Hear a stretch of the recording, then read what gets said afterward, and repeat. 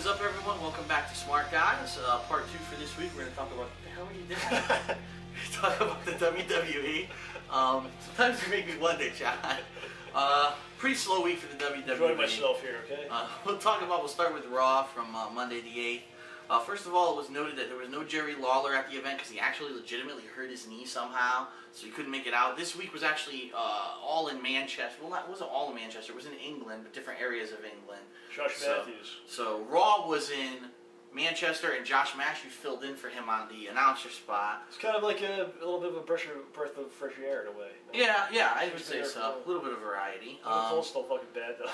So the show opens. This is actually Barrett's hometown, Wade Barrett's hometown. So it's interesting to note that, and he basically says he's pissed at Otunga because Otunga, if you watched last week's episode of SmackDown, had led the Nexus to SmackDown on his own accord, had this big invasion, but then they ended up losing in their main event match, so it made him look kind of stupid. So he was mad at Otunga, but he says, I'll deal with you later. I'm more pissed at John Cena, because last week he was the special guest referee in our tag match, and he actually caught the 3 count on us, against us, and that's bullshit.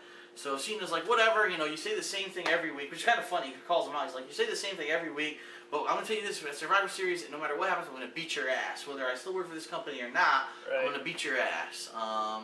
Then Randy Orton comes out, and he says, I don't believe that Wade Barrett could beat me no matter who the ref is. I don't care if it's Cena or whoever. This is ridiculous.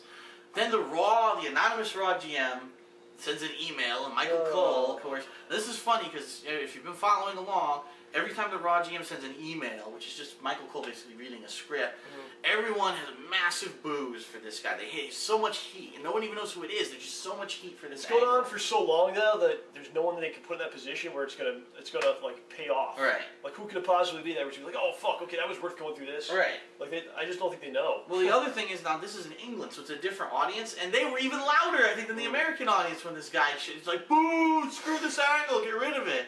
So anyway, the announcement is that the match between Barrett and Orton at Survivor Series is going to be by pinfall or submission only. So I guess that means there's no DQ.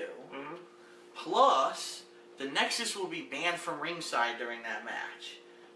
Another weird here we go. 3rd pay-per-view in a row. They're going to have these weird-ass stipulations no one's going to understand, and it's going to be a clusterfuck again. Those are the GM usually favor the heels? Sometimes, and sometimes he doesn't. That's what I mean. This angle's going nowhere. You can't tell. You can't read what the GM's going to do because it doesn't make sense. Every week it's different. Okay. But anyway, the GM says that tonight there's going to be a 10-man tag event, Nexus, which is the 5 members of Nexus that are there, versus Randy Orton's team. But we don't know who Orton's team is yet. It'll be a 5-man team, and you'll find out over the course of the night who's going to be on that team. But that John Cena is going to be the referee for that match yet again. So once again, it's pretty much the same angle going on. So to start the show with the actual wrestling match, it was a 6-woman soccer match. And I wrote here, who cares, because this match sucked dick, and I didn't even write notes on it. So I guess, unless you have anything to say, I don't really remember anything memorable about the match. Was it the Bella Twins and Eve? Was it? Some of the women are improving slightly, but they still suck. Yeah, they're awful. And we should just go back to the old days where they just did broad panties matches. Yeah, they should just have Eve Torres take her top off and get it over with. Because wouldn't it be great to have Maurice back in the Attitude Era with Maurice? There would have been some fun stuff. Yeah, because smoking fucking hot, French girls. Should be kind of, I don't know, being mostly naked all the time, and, So like the women now, they just suck in the ring and they're not really like used as like they used to be, as TNA. Right. So it's like, what's the point anymore? Yeah, I don't know. So anyway, awful match.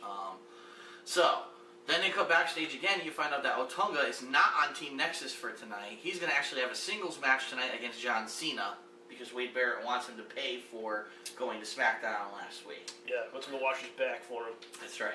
nice body scrub, Axe body scrub. Yes. So up next is the Hart Dynasty against the Usos. Now, if you've been following along, you know for the past 2 months, the Hart Dynasty can't win a match to save their lives. It's a soap opera. There's miscommunication. They're botching stuff left and right. So I think this might actually be the first time, but the Usos actually won. Yeah. I don't think I've actually seen them beat anyone since they came to the WWE. They actually win this match against the Hart Dynasty because they're still not in sync. So it is what it is. If it means anything, I have no been going on idea. for a long time. So everything just keeps going and going, and it's like, all right. So then we go back to backstage yet again. David Otunga is now talking to the rest of Nexus besides Barrett and Cena, saying, listen, I really need your help tonight against Cena. If you could come out and support me, I'd appreciate it. And then they go to commercial. When they come back, it's Goldust versus Ted DiBiase for the 42nd time in a row, I think, at this point.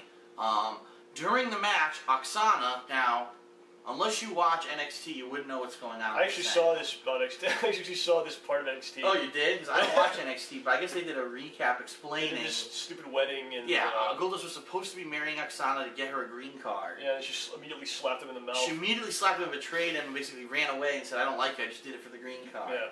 So now during this match, she comes out and she steals the $1 million title during the match. So now there's like a three-way angle between DiBiase, Goldust, and Oksana. Everyone wants the $1 million title, and hilarity ensues. Like when Virgil doesn't come out and grab it. No one gives his a shit. fault. Yeah, he should come out and get it and, you know, sell it on eBay or something. He probably would, yeah.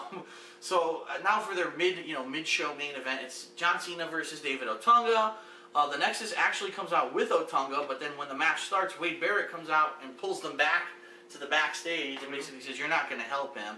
So because of that, Otunga gets literally no offense in this match, gets FU'd, then gets put into the STF, so it's a double finisher, it's a squash match. So Barrett basically is now says to Otunga, listen, you humiliated us tonight, you humiliated us Friday night on SmackDown, you were the one who got pinned in our tag team match last week, you're a disgrace, you're going to go to SmackDown again this Friday, and you're going to face Edge in a singles match, and if you don't win, you're off of Nexus. So there's this big control, going on between Otunga and Barrett, and we knew this was coming, so now it's finally coming to fruition. Yeah, we saw it coming. So now, for probably the best thing that was on Raw this week, Santino Marella and Vladimir Kozlov come out, and they almost look like they're dressed like Charlie Chaplin. It's like that old English kind of a deal. Nice, proper suits. What do they call those hats? Derby hats? Or? Something like that, the little thing. Yeah, the hat, the rounded hat, the British hats. Little hats or something? I don't know. They definitely have a name. And so in the UK, let us know what those hats are called. So they come out and they're going to have tea time today, which is excellent. They come out and they have tea and crumpets and all kinds of stuff going on. And the special guest for this is Sheamus, who is still pissed at Santino for the past couple of weeks because Santino had an upset a couple of weeks ago. Then last week he tried to attack Santino and John Morrison and beat the crap out of Sheamus basically. So now this week he wants to make peace with Sheamus by having this nice tea time, but instead he makes all these hilarious jokes. Some of the delivery on some of his lines was really good. Yeah. So it was silly but like entertaining kind of. He keeps alluding to him as a ginger, which in America doesn't really make much sense, but in Europe, actually, a ginger is like a pale person with red hair. It's that kind of exactly what Sheamus is basically made fun of on a weekly basis for being. At one point, he says he wants to put, how would you like your tea? Would you like it black or would you like it white and milky? He's like, oh, wait, no. Wait, I didn't mean to say that. I didn't mean it like that. He's yelling at the fans. Yeah. Like, no, you'll get me in more trouble. right. So obviously, there's some funny stuff in there. Obviously, Sheamus gets pissed. He knocks everything over. Right. Then, of course, the Raw Anonymous GM makes an announcement that there will be a Santino versus Sheamus rematch tonight.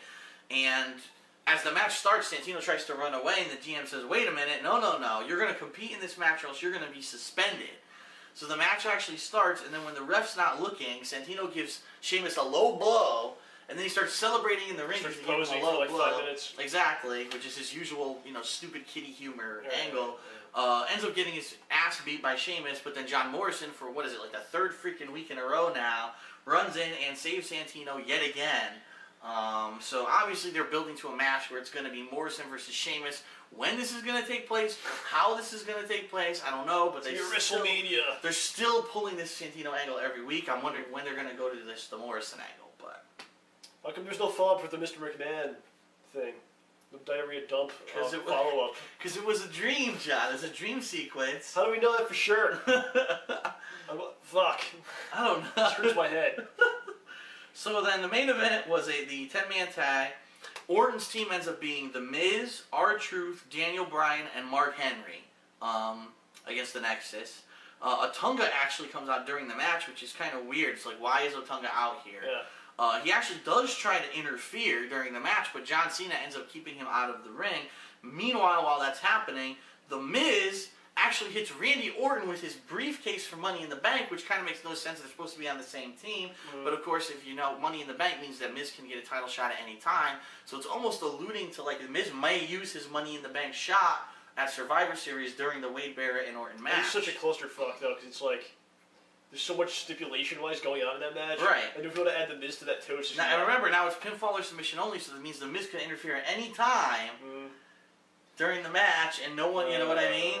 It's so really... what happens if John Cena counts the Miz as the champion? Does he get fired? Or... Right, so what if Cena makes Barrett the champion, but then 5 seconds later the Miz comes in? What if, like Randy Orton's walking to the ring and then Miz hits him from behind and then pins him immediately? Does the match still happen? And what happens with John Cena? I don't know. I don't know. It's really weird. So, once again, another clusterfuck. Seems like it's going to continue to be a clusterfuck. Moving into SmackDown for November 12th. So the big hype this tonight was that it had to be Otunga versus Edge in the singles match. Otunga has to win or else he's out of Nexus. So Edge hits the ring. I'm going to call him Nedge from the rest of His name's Adam. this episode. Yes, it is. Edge hits the ring. He talks about WrestleMania plans. Says basically his plan is to win the title at Survivor Series from Kane and hold it till WrestleMania so he could be in the main event.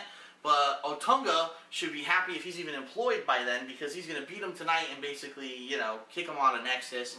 All of a sudden, Nexus actually shows up. They surround the ring, so it looks like they're going to beat down Edge. And then Vicky Guerrero comes out and says, excuse me, you know, her usual heel angle, but she says, Teddy Long isn't there tonight because he was, now get this is what she says, he was stuck in customs. Just think about that. Teddy Long was stuck in customs. What the What was he doing? What did he have? I don't know. What was in his bag? What were they alluding to there? I have no idea, but that was an interesting thing. Did you have like a shoe bomb or something? So they're trying to say that Vicky is now in charge tonight because she was the, you know, executive assistant. Now she's going to be the GM for SmackDown. So the first stipulation she makes is that the Nexus cannot attack Edge tonight. If they do, basically Otunga loses his match. Okay. The next stipulation is that the Edge versus David Otunga match will be a lumberjack match. So Nexus will be allowed around the ring, but also everyone else from SmackDown will be around the ring, who will basically keep them in check, is what the expectation is going to be. So then Vicky says, one more thing, I want Edge and David Otunga to shake hands. And this is funny because she kind of alludes like, Edge, you're going to do it, you know, my ex-hubby or whatever. Like, she makes a comment similar to like that because it alludes to their old angle where they were married, supposedly, on the show. So they do. They eventually shake hands, and then as Otunga's about to leave the ring, Edge spears him from behind and knocks him into the Nexus and knocks them all down in front of the announce table. And then they cut the commercial, so woohoo. When they come back, it's actually Alberto Del Rio against Kofi Kingston, and this was hilarious because a fan holds up a sign that says Alberto Doritos. It has the Doritos logo on his face. Kind of a little racist, I think. It was hilarious. It's just so funny and that the fact that they actually cut to it during the show, like you said, thinking that it would be racist. They're like, that's funny. Just cut to it. Who cares if it offends an entire race of people? Alberto Dorito. It's like Santino lasagna or something. Yeah, exactly. Yeah. It's kind of like a racist thing. So anyway. Alberto I almost said Dorito. Alberto Del Rio against Kofi Kingston. Racism spreads. Negativity. Yes, it spreads like smallpox. It does, So it's a good match, a good back and forth. Both of these guys, I'm actually still impressed with Del Rio. He's putting good performances every week.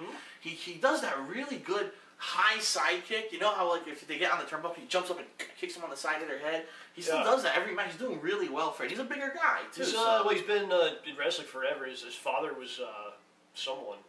It's like some Mexican wrestler. Oh yeah. I remember. I'm sure everyone's gonna be like, "Oh, you're a fucking idiot." You moron! Didn't you know that he was the third generation? You know. So go ahead and do that, YouTube. I appreciate it. But anyway, Del Rio really close. Kofi almost wins, goes for the Trouble in Paradise, misses. Del Rio knocks him down. Actually yanks his arm into the turnbuckle, so the ring post. So the story is his arm's all messed up, and then he puts him in the submission right away, gets a submission on Kofi. So a pretty strong win. But then all of a sudden, after the match ends, Rey Mysterio runs out and 619's Del Rio, and you're like, wait a minute, didn't we end this angle a month ago? No, man. No, they have to continue the angle where they left off. There, the Mexican guys will always fight. So, I thought that they were going to end that angle because of bragging rights, but now it seems like because bragging rights is over, now they're going to resume the angle again. A couple weeks in. Yeah, they'll keep going. It's going to go for a long time. I don't know. So anyway, the Nexus, they cut back from stage to the Nexus, and the Nexus is torn about if they should help David Otunga or not in tonight's match against Edge, so there's all this controversy about it. Then there's a single match, Natalya versus Layla. And the question is, where the hell is Michelle McCool? I guess maybe she didn't go to England because it's just Layla by herself. The Undertaker. The other funny thing is there's absolutely no pop for Layla whatsoever, even though she actually is English. And you would think that when she's in her home country, they didn't give a shit about it. They have no pop for her whatsoever. They don't care about that. Nothing really happens in the match.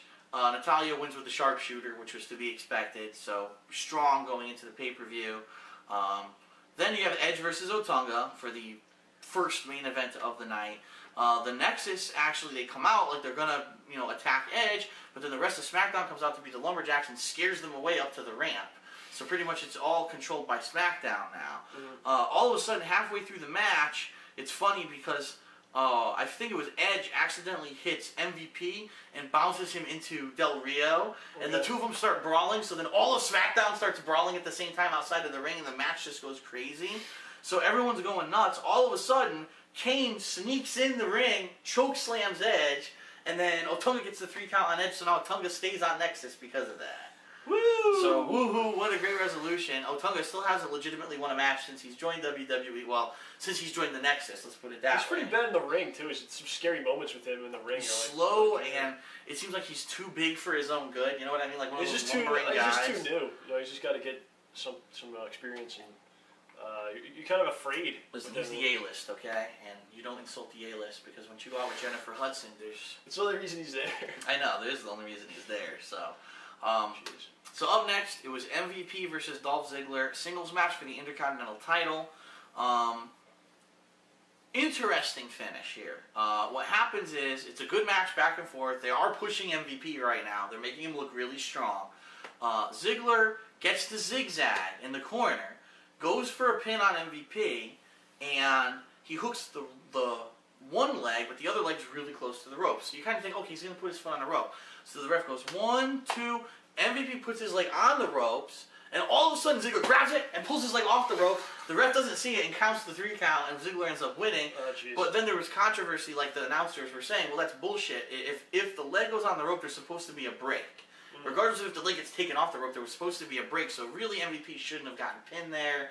So now it's kind of like a flip side of what was going on with Daniel Bryan always beating Dolph Ziggler because of these technicalities. Now it seems like the flip side of that. Now Ziggler wins one. So I don't know what they're going for here, but the program was good. I'm hoping that they continue MVP versus Ziggler because it's 2 solid wrestlers. They're both up and coming right now. I think that they're really strong, and I think they could have a better program. I actually think they'll be a better program than Daniel Bryan and Ziggler was last month. So. Huh. It's good stuff. Let's see. Up next, Cody Rhodes comes out, insults all the British for their ugly teeth, then shows them how to floss and leaves. I'm not kidding. That's actually what happened. Didn't wrestle. Didn't actually do it. He just came out. Why wrestle? Why even bother anymore? I don't know. I guess it's not needed. It's not necessary. Now, there's an angle going on during the night, and I didn't mention it earlier because it kind of just didn't come to fruition until like the last 10 minutes of the show. But Edge at the beginning of the night had come out and said, I have a plan against Kane. But then he never mentioned it again the whole show. All of a sudden, in the last 10 minutes of the show, Paul Bearer vanishes. No one knows where he is. Kane's looking all over for him. He can't find him. He can't find him, right? The main event tonight was Kane versus Big Show in a singles match. Right. So as they're going back and forth in the ring, which everyone knows what that's like, slow, lumbering, A lot of freaking bear hugs and... Exactly, rest holds and all that. They cut to the back and they show Paul Bearer tied up with his tie stuffed in his mouth going... And he's like, obviously he's kidnapped by someone, and you're not supposed to know who it is. Then all of a sudden they cut back to the ring, and who's the younger announcer on SmackDown? Not Josh Matthews. Stryker. Not Stryker, the other guy. Because remember, it's Stryker, someone else, and Cole now. There's the middle guy. Shit. It's not Josh. Is it Todd? Todd Grisham? Todd Grisham goes, Edge! Oh, and here's some action in the ring. Because you weren't supposed to know Edge kidnapped Paul Bearer. But he said it, he just blurted it out. He goes, Edge! Oh, look, Big Show came after the ring. It was so hilarious. It's like the second botch of like an announcer this week. TNA fucked up at the pay-per-view, and he just totally gave away the whole angle. And they didn't cut it out. That was the other thing. It's SmackDown, and they didn't cut it out. I don't understand why they didn't cut it out. It's too much work. You gotta fucking do your Windows Media Maker, your movie maker, and fucking edit and shit. So anyway, what ends up happening is Paul Bearer is kidnapped. Edge actually rolls him out to the ramp, and then you figure out it was Edge that did it. Right. And of course, Kane's distracted at what's going on. Edge ends up interfering in the match, and Big Show ends up winning the match, and as to be expected if Edge was going to interfere. So it is kind of building up to the pay-per-view, but did it really add anything to anything? Absolutely not. No. Otunga's still in Nexus. What does that mean? I have no clue. We don't know what's going to happen with Miz at the pay-per-view because it's really unclear now, but I guess in their defense, there is one more week that the WWE has to build up to the pay-per-view, so maybe they could make stuff more clear in the next week and let us know what other matches will be at the pay-per-view, because at this point, I don't even know what's going on. Right now, there's the 2 title matches, and there's Natty versus Laycool, and that's it.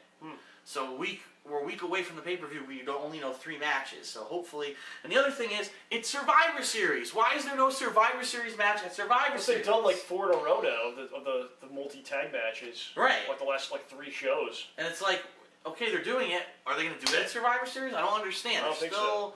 They just didn't have bragging rights. That's the thing. I don't understand why they have bragging rights and now Survivor Series. I don't know. I'm thinking too deep into this, obviously. I'm You're going to hurt yourself, to sit there and nod my head if approval and smile and like the product. I've learned from wrestling, if you put too much thought into things, you just kind of destroy your head. So man. Alright, so that's it for this week of Smart Guys. Next week we'll be talking about, obviously, everything going on, but next week is also the pay-per-view. However, we do film this on Saturday. So it'll be, we won't, it'll be, next week is just going to be a basic regular episode, no pay-per-view covered, but then we'll talk about Survivor Series the week after, so. We do our preview of Survivor Series. We could give our, what we think is going to happen if they even announce half the matches by then, and go from there, so. Alright, that's it for the November 13th edition of Smart Guys. See you guys next week.